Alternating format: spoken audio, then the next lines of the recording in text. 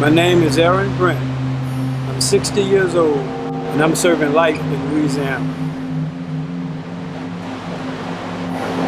I came to Angola when I was 19 years old. This particular incident happened in 1976. I was young, dumb, stupid, naive, and I wanted to have a reputation.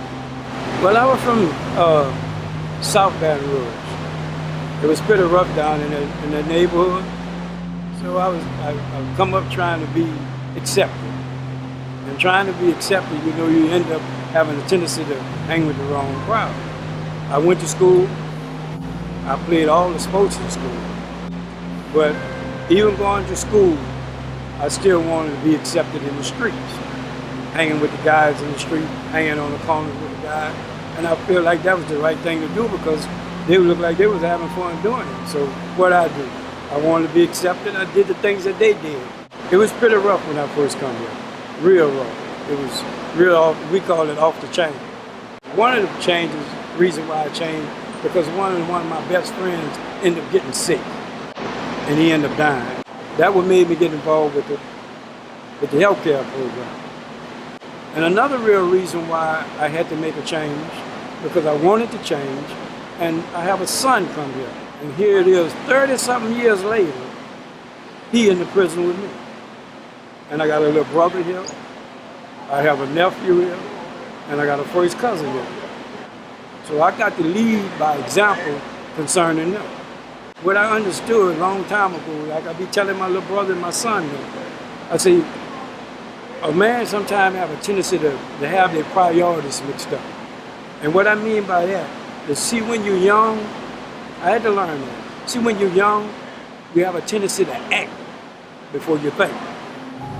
But when you get older, you have a tendency to think things out before you act on it. If you're speaking of the word rehabilitation, you should be able to have the opportunity to show the person when you first come here and the person that is here today. All I try to do now is give love and respect to everybody. It's just like the patients I got in here now. It's like if you got a patient friend in here and you pass down that walk every day you're gonna come in here and you're gonna visit your friend. Every so often you're gonna bring your friend something to eat. But you got a patient that's next to him and the one that's right across from him don't have nobody. So while you feeding that particular patient, those two got to act like they sleep or they, doing something because they're hungry. So what I do, I go out and I talk to the different clubs, I go talk to the different churches and stuff like that, and I let them work with me and they'll give me food enough to feed all the patients. And when I bring a smile on those patients' face, it does me all the good in the world. It helps my heart. And like I say, it's a passion with me with these patients. I love them to death, they're like my kids, and I do anything for them.